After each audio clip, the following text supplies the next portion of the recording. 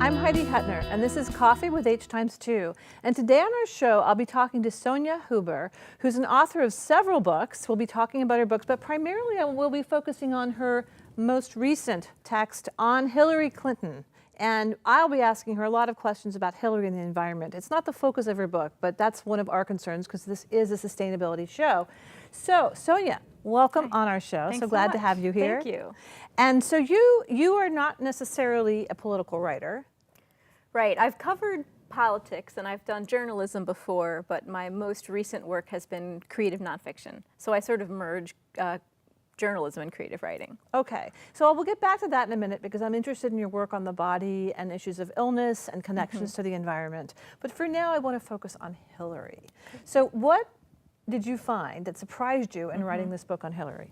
Well, I did sort of an overview of her life, and one of the big questions that I had was why I myself, as I began to write the book, had a feeling of, I don't know what I think about her, right? And that's sort of the moment that much of the country has been submerged in, is I don't know. You don't know. Right, and so I got a chance to really unpack that and look at the past, 3 or 4 decades of her life, and then also examine her positions now and in the past on a number of issues. So if you had to say, where are you now on Hillary? Now that you didn't know before, are you a Hillary fan? Or are you still in that kind of I don't know? And what did you find in this research that surprised you? Well, one of the things I found that was really interesting, sort of details about the way that Hillary is as a politician, right? She's known often today for being sort of cold and standoffish. That's the perspective that we see. Right. And one of the things I am impressed with about her is reading some of her past biographies and autobiographies is the extent to which when she, for example, does speaking tours, she will take notes with everything that people say to her. And she will collect these notes and actually then in a suitcase, when she comes back home, she will spread them all out on a table in her office and go through each one with her staff. Really? So the idea of collecting all the information and really taking in what people say to her, it's something small, but it impressed me as, I think, a hopeful indication of her values as a politician. Not someone who is so cold. She's open to what other people think and feel, wants to know, takes it in, evaluates it. So let's move to we know that she's, let's say she's a feminist. Would you say she's a feminist? Oh gosh, I mean, I think it depends on, your definition of a feminist. But I think she's definitely been devoted to pushing forward the role of women and girls, both nationally and internationally. Okay. And that's a pretty consistent theme, right? Definitely. And so, but the environment. So for me, as an educator and as a writer about environmental issues, that's my concern. Is that I see her as taking a very not taking a stand in a certain way, sort of saying, fracking is a bridge fuel. We need to use everything, and sort of going a little bit with the tide. I know it's challenging because if part of our country is denying that climate change even exists, you don't want to lose those voters. I hate to say that, but if they don't quite understand or are not with you, where's she going to come down on it? So where do you think she comes down on the environment? I mean, this is, I think, one of my big open questions, really, and I can't say that I'm sure exactly. Well, that's interesting. Yeah. So you couldn't find any conclusive information sort of locating her position on the environment? I mean, I think there's information sort of on both sides of various lines, right? Okay. So she has, one of the things that interested me and concerned me was looking through her positions as Secretary of State. Take fracking as an example. Exactly. Is that she really did, because she's focused on international markets as a way to stabilize governments. Right. She's looking for sources of energy that she feels are going to stabilize market-based economies. Okay. And so for her internationally, fracking really has been something that she has touted in the absence of other ways for countries to develop energy self-sufficiency. And a lot of environmentalists are strongly opposed to this. This Definitely. is, people like Josh Fox, and the whole kind of Bernie crew. They are vehemently opposed to this, right? This is the big thing they're saying, is that she pushed fracking in Europe. Exactly. Yeah.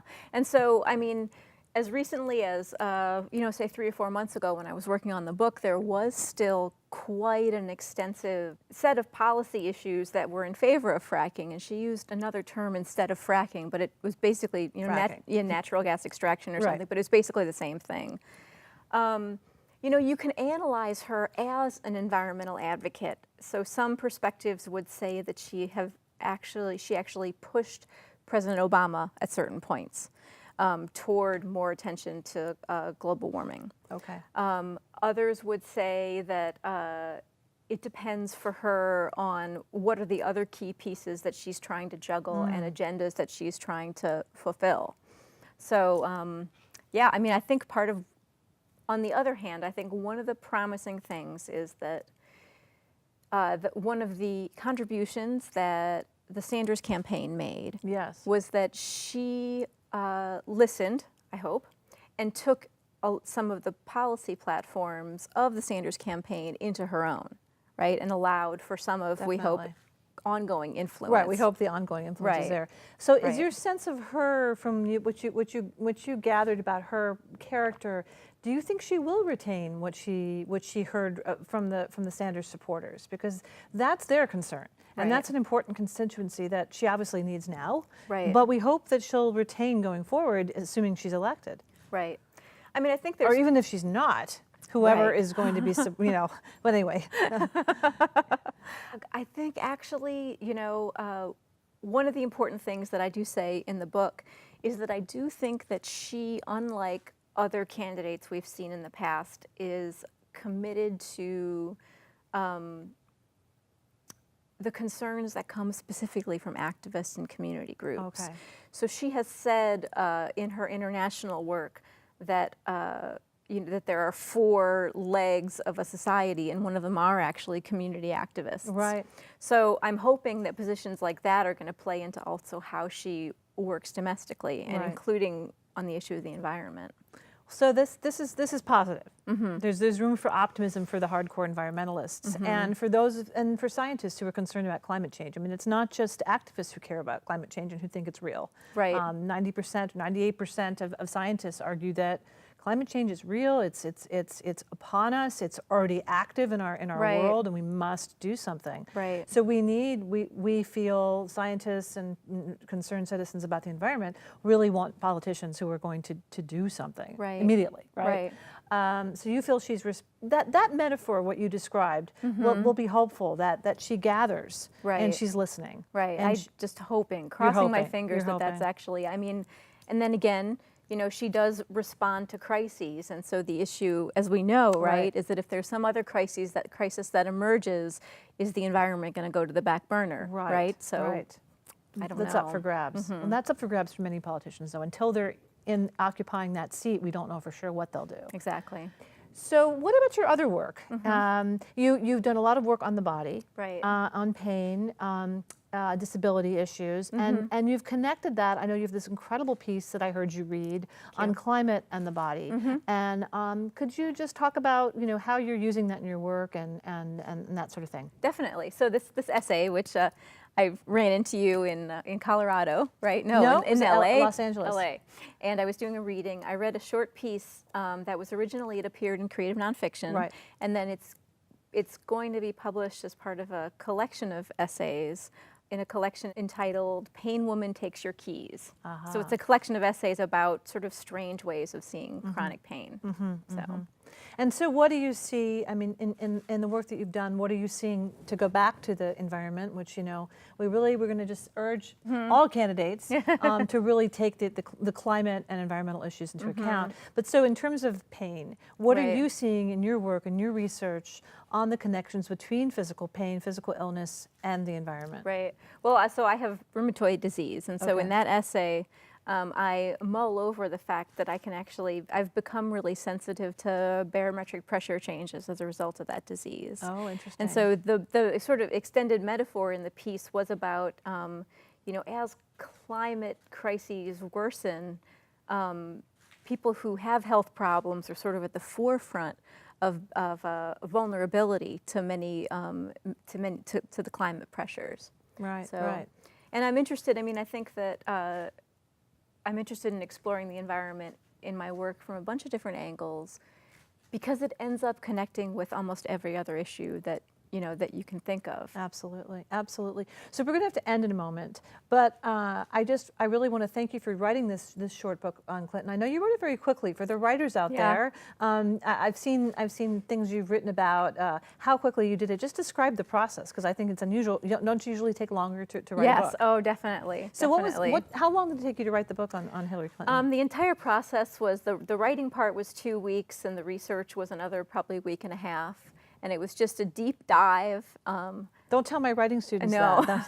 We don't want to. We're always into process writing. Take a long time to write those essays. So, what was the total length of time for you in writing that? It was about say 3.5 weeks. That's altogether. Unbelievable. Yeah. Oh, that's painful. I've been writing. So, I write books that takes me forever and ever and ever. I do too, actually. I was telling some of my writer friends, I'd posted, how quick this was.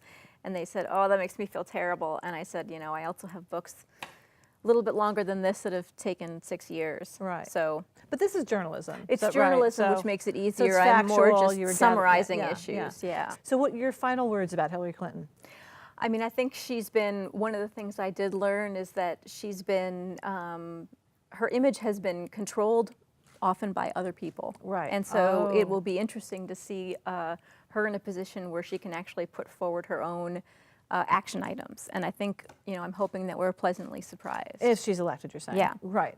So one last point I want to just remark on is that you said she is listening, and I think a lot of politicians are listening more than we think. So people should feel empowered to speak up, and whoever is elected to be pressuring on the issues that are most important. Right, and I feel like it's particularly dangerous with this campaign. We've seen that a negative campaign tends to both suppress voter turnout, but most importantly, citizen engagement. Yes. And so the worst thing that could happen as a result of this is to take the intense negativity and assume that nothing we do matters, when in fact the Sanders campaign has showed us that people getting involved can actually have a huge, huge impact on the campaign and on politics as a whole. I think that's absolutely right.